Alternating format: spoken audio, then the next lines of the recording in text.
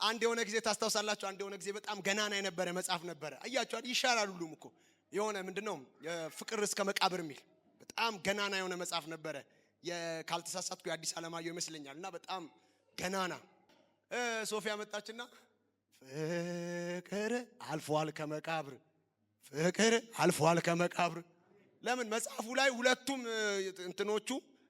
ካራክተሮቹ ገጸ ባህሪያቶቹ በቃ እስከ መቃብር ተዋደው ገቡ እዛ ነው የሚያበቃው ግን አለች ፍቅር አልፏል ከመቃብር ፍቅር አለፈ ሃሌሉያ እስከ መቃብር አይደለም እስከ ሞት ድረስ ከሞት ወዲያ